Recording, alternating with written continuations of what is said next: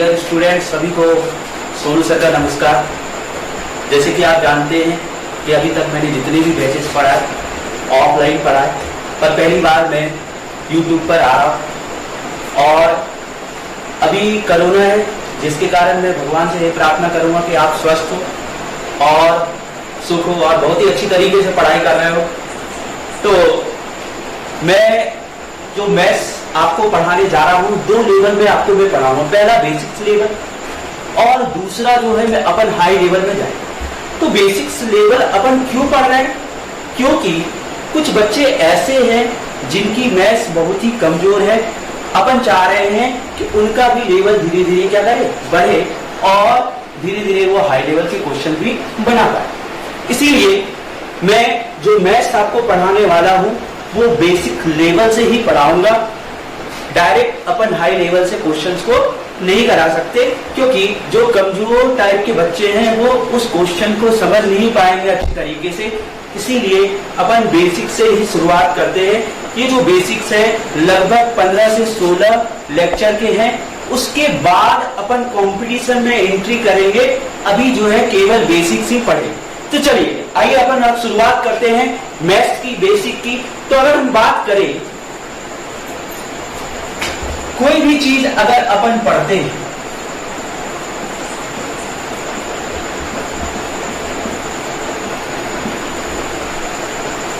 तो मैंने 4 चीज लिखा हुआ है यहां पर, why, what, how and where.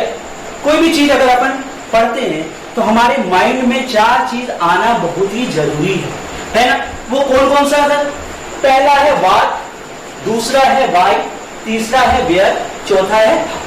तो एक प्रैक्टिकल के थ्रू अपन समझते हैं कि ये चीजें क्यों आनी चाहिए। जैसे मान लीजिए सपोज मैं किसी दूसरी दुनिया से आया हूं और मैंने इस मार्कर को देखा, तो मेरे माइंड में क्या आएगा कि आखिर ये चीज क्या है। सिंपल सी बात है, कोई चीज के बारे में अपन नहीं जानते हैं और अगर इस चीज को अपन देखें तो हमारे माइंड में क्या आएगा कि आखिर ये चीज क्या है। जब अपन इसके बारे में जानेंगे कि आखिर ये चीज क्या है, मार्कर है, तो फिर मेरे माइंड में आएगा कि इसको क्यों बनाया गया है। तो फिर इसके बाद आगे का डिस्कशन करेंगे कि इसको क्यों यूज करते हैं और कहां पर यूज करते हैं। ये चीज क्या कहलाएगा भाई? कॉन्सेप्ट कहलाएगा। ये 4 चीज आपके माइंड में आना जरूरी है। चाहे अपन कोई भी सब्जेक्ट पढ़े, चाहे आप मैथ्स पढ़िए, चाहे आप इंग्लिश पढ़िए, चाहे आप कॉमर्स पढ़िए, चाहे आप जीके पढ़िए, चाहे आप करंट पढ़िए, कोई भी चीज पढ़ते हैं तो ये माइंड में 4 चीज आना जरूरी है। क्योंकि जब अपन पेपर देते हैं तो हमारे माइंड में बहुत सारे चैप्टर्स रहते हैं, बहुत सारे एक्सरसाइज रहते हैं कि परसेंटेज का क्वेश्चन है, कि रेशियो का क्वेश्चन है या सिंप्लीफिकेशन का है। जब तक आप उसके बारे में नहीं जानेंगे तो उस क्वेश्चन को आप सोल्व नहीं कर सकते हैं। इसीलिए ये 4 चीज माइंड में आना जरूरी है। थिंकिंग पावर आपके बढ़ने चाहिए, क्योंकि जो क्वेश्चन रहते हैं वो कॉन्सेप्चुअल रहते हैं और कॉन्सेप्ट कब क्रिएट होते हैं? ये 4 चीज जब आपके माइंड में आएंगे तब चीजों का आप बहुत ही अच्छी तरीके से सीख सकते हैं। ठीक है, तो अगर हम बात करें, मैंने जैसे कि बोला कि कोई भी चीज अगर अपन पढ़ते हैं तो हमारे माइंड में 4 चीज आना जरूरी है। तो अगर हम बात करें मैथ्स क्या होता है, तो mathematics is the portion of calculation, जिसमें अपन क्या करते हैं, गणना करते हैं। वो चीज क्या कहलाता है? गणित कहलाता है। ठीक है, तो अगर हम बात करें कैलकुलेशन किस चीज की जाती है, तो पहला है प्लस, दूसरा है माइनस, तीसरा है मल्टीप्लीकेशन, चौथा क्या है? डिवाइड, है ना? जब अपन कंपटीशन देते हैं तो अपना जो कैलकुलेशन है वो बहुत ही स्ट्रांग होना चाहिए। और कैलकुलेशन किस चीज का आप करते हैं? केवल इन 4 चीज का क्या करते हैं अपन? कैलकुलेशन करते हैं, यानी प्लस, माइनस, मल्टीप्लीकेशन और डिवाइड। ये चीज आपको आना चाहिए, है ना? तो अपन जो स्कूल में पढ़े हैं उसके जो एडिशन, सब्ट्रैक्शन और जो मल्टीप्लिकेशन होते हैं वो अलग तरीके के होते हैं, पर जो कंपटीशन में होते हैं वो अलग तरीके के होते हैं। जहां आपको मैंने समझाया कि मैथ्स क्या होता है, तो mathematics is the portion of calculation, जिसमें अपन कैलकुलेशन करते हैं। कैलकुलेशन किसका किया जाता है? प्लस का, माइनस का, मल्टीप्लिकेशन का और डिवाइड का। ठीक है, अब आगे बढ़ते हैं। तो अगर हम बात करें, मैंने कैलकुलेशन को 2 पार्ट में बांटा है। पहला है चर, और इसको इंग्लिश में बोलते हैं वेरिएबल। दूसरा है अचर, इसको इंग्लिश में बोलते हैं कांस्टेंट। ठीक है, तो अगर बात करें मैंने कैलकुलेशन को कितने पार्ट में बांटा, 2 पार्ट में बांटा। कौन कौन से भाई, चर और अचर में, जिसमें यूज क्या क्या होंगे, प्लस का, माइनस का, मल्टीप्लिकेशन का और डिवाइड का। ठीक है, तो सबसे पहले अपन समझते हैं कि आखिर चर क्या होता है। ठीक है, उसके बाद अपन समझते हैं अचर क्या होता है। ठीक है, तो अगर हम बात करें चर के बारे में, ऐसे मान जो निश्चित नहीं होते हैं वो क्या कहलाते हैं, चर कहलाते हैं, यानी क्या कहलाते हैं, वेरिएबल कहलाते हैं। ऐसे चीज जो फिक्स्ड ना हो वो क्या कहलाते हैं, वेरिएबल कहलाते हैं। जैसे अगर हम बात करें, अगर आप किसी भी दुकान में चले जाए और आपको किसी भी वस्तु की कीमत अगर आपको पता नहीं है तो वो चीज क्या कहलाएगा भाई, चर कहलाएगा। मैथ्स के लैंग्वेज में अपन क्या बोलेंगे भाई, इसकी जो कीमत है x रुपीज, इसकी जो कीमत है y रुपीज। अपन ये नहीं बोल सकते कि 15 रुपये है या 20 रुपये है, क्योंकि एग्जैक्ट मुझे पता नहीं है, वहां पर फिक्स नहीं है रेट, है ना। तो अगर हम बात करें तो चर जो होते हैं, ऐसे मान जो निश्चित नहीं होते हैं वो क्या कहलाते हैं, चर कहलाते हैं। तो इसे जो दर्शाया जाता है, किसके द्वारा दर्शाया जाता है, x, y, z, w, etc, है ना। यानी अपन बोले तो इसको अल्फाबेट के थ्रू अपन क्या करते हैं, इन चीजों को क्या किया जाता है, दर्शाया जाता है। इसीलिए मैंने बोला था कि जब अपन किसी दुकान में गए और उसकी कीमत मुझे पता नहीं थी तो मैंने उसकी कीमत क्या बोली, x रुपीज और y रुपीज, या तो आप क्या बोल सकते हैं, z रुपीज बोल सकते हैं, यही बोलेंगे क्योंकि इसकी वैल्यू मुझे फिक्स्ड नहीं थी। दूसरा एग्जाम्पल मैंने अगर बोलूं कि राम ने एक कार खरीदी, राम ने क्या खरीदी, एक कार खरीदी।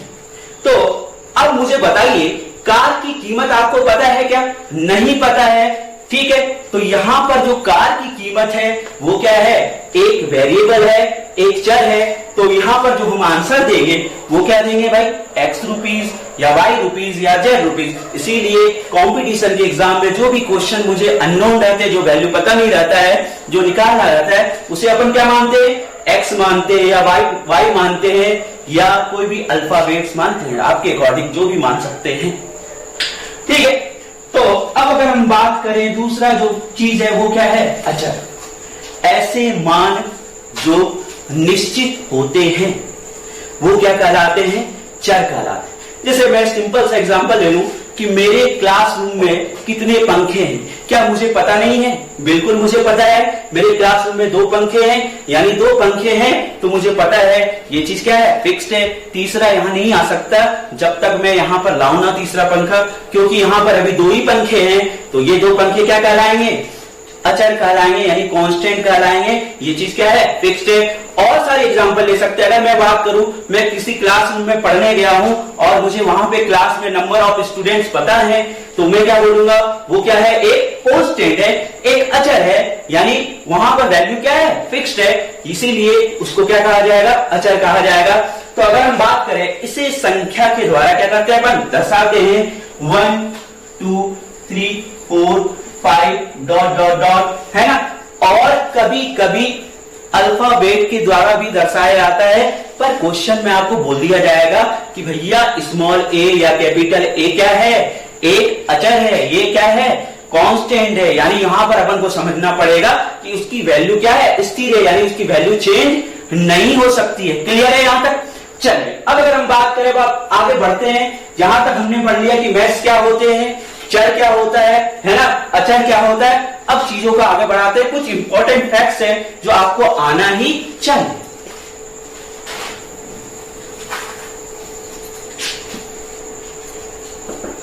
तो अगर हम बात करें किसी भी चर या अचर को जब आप 0 से मल्टीप्लाई करते हैं, किसी भी चर या अचर को जब 0 से क्या किया जाता है, मल्टीप्लाई किया जाता है, तो उसकी जो वैल्यू है वो हमेशा क्या होगी, 0 ही होगी।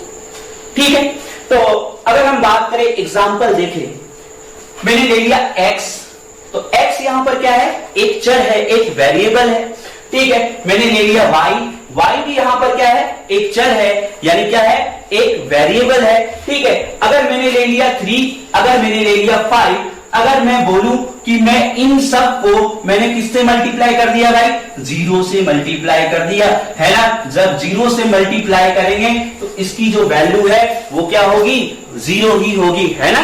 कोई भी पर्टिकुलर वेरिएबल और कांस्टेंट को जब 0 से मल्टीप्लाई करते हैं वो उसकी वैल्यू जो है वो क्या होती है, 0 होती है। ठीक है, तो अगर हम बात करें, मैंने कोई फ्रैक्शन टर्म्स ले लिया जैसे x अपॉन 1, है ना, मैंने भिन्न के रूप में ले लिया, यानी फ्रैक्शन के टर्म्स में ले लिया x बटा y, या 3 बटे कितना 5, या 4y कितना 7, और अगर मैंने इसको भी 0 से मल्टीप्लाई किया तो इसकी जो वैल्यू है अपन को क्या मिलेगा, 0 ही मिलेगा। यानी 3/4 में अगर आपने 0 का मल्टीप्लाई कर दिया तो उसकी वैल्यू क्या होगी, 0। तो पहला कॉन्सेप्ट आपने क्या समझा कि किसी भी चर या अचर को जब 0 से गुना किया जाता है तो उसकी जो वैल्यू है वो क्या होती है, 0 होती है। क्लियर है, ठीक है। तो अब अपन दूसरे पॉइंट की तरफ आगे बढ़ते, यानी पहला पॉइंट आपके क्लियर हो गया, ठीक है। तो अगर हम बात करें दूसरे पॉइंट की, अपना जो दूसरा पॉइंट है, ठीक है, इसमें खासकर जो कमजोर बच्चे हैं उसको बहुत ही डाउट रहती है, तो मैं आपको क्लियर कर दूं। अगर मैं बोलूं कोई भी यहां पर पर्टिकुलर नंबर है या कोई भी पर्टिकुलर वेरिएबल है या कांस्टेंट है, और अगर मैंने उसको 0 से डिवाइड कर दिया, मैंने क्या कर दिया, 0 से डिवाइड कर दिया, तो इसकी जो वैल्यू है वो इतनी बड़ी हो जाती है कि हम इसे काउंट नहीं कर सकते हैं, और इसे क्या बोला जाता है, इन्फिनिटी बोलते हैं, और हिंदी में क्या बोला जाता है, अनंत बोला जाता है। ठीक है, यानी अगर हम बात करें किसी भी नंबर या किसी भी वेरिएबल को अगर मैंने 0 से डिवाइड कर दिया तो उसकी जो वैल्यू है बहुत ही बड़ी हो जाएगी, जिसे अपन काउंट नहीं कर सकते हैं, और जिसे क्या बोला जाएगा, इंफिनिटी बोला जाएगा। लेकिन एक चीज याद रखिएगा, कभी भी 0/0 जो है इंफिनिटी नहीं होती है ना। क्यों? क्योंकि 0/0 क्या है, मीनिंगलेस है। इसके बारे में बहुत ही ज्यादा चर्चा करेंगे जब अपन नंबर सिस्टम पढ़ेंगे, तो नंबर सिस्टम में बताऊंगा कि आखिर ये इंफिनिटी क्यों नहीं होती है, क्या रीजन है, इसके बारे में अपन देखेंगे। अभी तो अपन केवल देख रहे हैं कि बेसिक चीजें जो अपन को बहुत अच्छी तरीके से आने चाहिए, तभी आप आगे के चैप्टर्स पढ़ सकते हैं। ठीक है, तो दूसरा पॉइंट मैंने बताया कि किसी भी चर या अचर को जब मैंने 0 से क्या किया, डिवाइड किया, तो इसकी जो वैल्यू है इतनी बड़ी हो गई कि अपन इसको काउंट ही नहीं कर सकते हैं, है ना। तो जिसे क्या बोला जाएगा भाई, इंफिनिटी बोला जाता है ना। तो जैसे एग्जांपल भी ले सकते हैं, अगर मैंने बोला कि भाई 1/0, बताइए इसकी वैल्यू क्या है। तो अगर हम बात करें इसकी जो वैल्यू होगी वो क्या होगी, इंफिनिटी होगी, यानी अनंत होगी। अगर मैंने x को 0 से डिवाइड किया तो इसकी भी जो वैल्यू होगी वो क्या होगी, इंफिनिटी होगी। अगर मैंने 5 को 0 से डिवाइड किया, इसकी भी जो वैल्यू होगी वो क्या होगी, इंफिनिटी होगी। क्लियर है यहां तक, है ना। यहां तक अपन समझ गए कि भैया 1/0 जो होता है इंफिनिटी होती है, x/0 जो है इंफिनिटी होती है, 5/0 जो होती है वो क्या होती है, इंफिनिटी होती है। तो अब आगे बढ़ते हैं, चीजों को और अच्छे से समझते हैं। 2 पॉइंट मैंने आपको यहां पर समझा दिया, तीसरे पॉइंट की तरफ अपन आगे बढ़ते। तो अगर हम बात करें तीसरे पॉइंट में, तो अभी तक अपन जाने की इंफिनिटी। अब सवाल उठता है कि अगर मैंने इंफिनिटी से किसी नंबर को मल्टीप्लीकेशन कर दिया या किसी भी वेरिएबल्स को मल्टीप्लीकेशन कर दिया तो उसकी जो वैल्यू है वो क्या होगी, है ना। अगर मैंने किसी पर्टिकुलर नंबर को, है ना, किससे मल्टीप्लाई कर दिया भाई, इंफिनिटी से मल्टीप्लाई कर दिया, तो उसकी जो वैल्यू है वो क्या। तो आप खुद से बता सकते हैं। अगर हम बात करें जैसे इंफिनिटी है और मैंने इसको 1 से मल्टीप्लाई कर दिया, ठीक है, इंफिनिटी है और मैंने इसको क्या किया, 1 से मल्टीप्लाई कर दिया, तो इसकी जो वैल्यू है वो क्या होगी, इंफिनिटी होगी। ठीक है, अगर मैंने इंफिनिटी को अगर मैंने 3 से मल्टीप्लाई कर दिया तो इसकी जो वैल्यू है वो क्या होगी, इंफिनिटी ही होगी। अगर मैंने इंफिनिटी को x से मल्टीप्लाई कर दिया तो इसकी जो वैल्यू होगी वो क्या होगी, इंफिनिटी ही होगी। अगर इंफिनिटी को मैंने y से मल्टीप्लाई कर दिया, इसकी भी वैल्यू क्या होगी, इंफिनिटी। क्यों? इसका रीजन है, अगर हम बात करें अपन जानते हैं कि इंफिनिटी एक ऐसा टर्म्स है जिसे हम पता नहीं लगा सकते हैं। ठीक है, इंफिनिटी एक ऐसा टर्म्स है जिसे हम पता नहीं लगा सकते, ये उतनी बड़ी थी। जब मैंने 1 से मल्टीप्लाई किया वो तो इंफिनिटी ही बना, यानी इतनी बड़ी संख्या जिसे अपन काउंट ही नहीं कर सकते। लेकिन जब मैंने 3 से मल्टीप्लाई किया वो टर्म्स और बड़ी हो गई और बढ़ता ही चला गया, है ना। तो अगर हम बात करें तो इसकी जो वैल्यू होगी वो क्या होगी, इंफिनिटी ही होगी। और जब मैंने इंफिनिटी से किसी वेरिएबल को मल्टीप्लिकेशन किया तो उसकी वैल्यू भी क्या हो गई, इंफिनिटी ही हो गई, है ना। तो आपको तीसरा पॉइंट याद रहना चाहिए कि जब किसी चर या अचर को इंफिनिटी से मल्टीप्लाई करते हैं तो उसकी जो वैल्यू है वो क्या होगी, इंफिनिटी ही होगी। ठीक है, जब अपन इंफिनिटी से मल्टीप्लाई करते हैं किसी भी टर्म्स को तो उसकी वैल्यू क्या होगी, इंफिनिटी होगी। चलिए चौथे पॉइंट की तरफ अपन आगे बढ़ रहे हैं। अगर मैंने बोला कि किसी भी चर या अचर को जब इंफिनिटी से डिवाइड करते हैं, किसी भी चर या अचर को जब इंफिनिटी से डिवाइड करते हैं तो उसकी वैल्यू क्या हो। ठीक है, चलिए चीजों को समझते हैं। तो अगर हम बात करें, मैंने आपको बोला था कि जब मैंने 0 से डिवाइड किया तो इसकी जो वैल्यू हुई क्या हुई, इंफिनिटी हो गई, यानी इतनी बड़ी संख्या हो गई कि हम इसे काउंट ही नहीं कर सकते। तो मैंने बोला किसी भी नंबर या किसी भी वेरिएबल को जब अपन इंफिनिटी से क्या करते हैं, डिवाइड करते हैं तो उसकी वैल्यू क्या है। ठीक है, तो अगर हम बात करें, मैंने 3 अपॉन इंफिनिटी रख दिया। ठीक है, अगर मैंने 4 अपॉन क्या रख दिया, इंफिनिटी रख दिया। अगर मैंने 7 अपॉन क्या रख दिया, इंफिनिटी रख दिया, है ना। ठीक है, तो अगर हम बात करें इसकी वैल्यू क्या होगी, ये 2016 लेवल स्पेक्टर में ये क्वेश्चन पूछा गया था कि किसी भी छोटी संख्या को या किसी भी पर्टिकुलर नंबर को जब इंफिनिटी से डिवाइड करते हैं तो उसकी वैल्यू क्या हो। ठीक है, तो अपन समझते हैं उसकी वैल्यू क्या हो। यहां आपने समझा कि 1/0 जो है वो क्या होता है, इंफिनिटी। तो अगर हम बात करें क्या मैं इंफिनिटी के जगह 1/0 रख सकता हूं, रख सकते कि नहीं रख सकते, बिल्कुल रख सकते हैं। कोई भी पर्टिकुलर नंबर को जब 0 से डिवाइड करते हैं तो वो क्या बन जाएगा, इंफिनिटी बन जाएगा। और मैंने पर्टिकुलर 1 लेके यहां पर इंक्लूड किया है और 0 से क्या किया है, डिवाइड किया है, तो इंफिनिटी बनी है। अब अगर हम बात करें ये जो टर्म्स है ना, कहां चला जाएगा, ऊपर चला जाएगा, है ना, और नीचे क्या आ जाएगा, 1। मुझे पता है कि बहुत सारे बच्चों को ऊपर और नीचे जाने में बहुत सारी दिक्कतें आती हैं। आगे चल के मैं आपको इसके कॉन्सेप्ट बताऊंगा कि नीचे कब जाता है और ऊपर चीजें कब जाती है ना। इसके बारे में अपन क्लियर करेंगे बेसिक कॉन्सेप्ट में ही, है ना।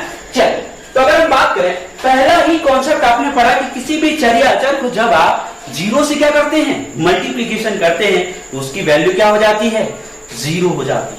यही पढ़ा है तुमने पहला कॉन्सेप्ट। तो आप देख सकते हैं ये जो नंबर है वो क्या है भाई, 0 है। और किसी भी नंबर से पर्टिकुलर क्या हो रहा है, मल्टीप्लीकेशन हो रहा है, इसीलिए इसकी जो वैल्यू होगी वो क्या होगी, 0 होगी, है ना।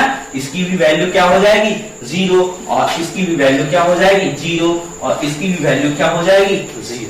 क्लियर है यहाँ तक, है ना। तो मैंने चौथा कॉन्सेप्ट आपको क्या बताया कि किसी भी चर या अचर को जब 0 से डिवाइड करते हैं तो उसकी जो वैल्यू होती है वो क्या होती है, 0 होती है। अगर जितने भी कॉन्सेप्ट मैं आपको बता रहा हूं इसमें कोई भी डाउट्स आए आप कमेंट करके मुझसे पूछ सकते हैं। नेक्स्ट दिन मैं आपको जरूर इसके बारे में बताऊंगा। कोई भी क्वेश्चन आपको इससे रिलेटेड पूछना हो जरूर पूछे, है ना। जितना क्वेश्चन पूछेंगे मैं आपको उतना ही क्लियर कॉन्सेप्ट करके आपको बताऊंगा। चलिए अब अपन 5वें कॉन्सेप्ट की तरफ चलते।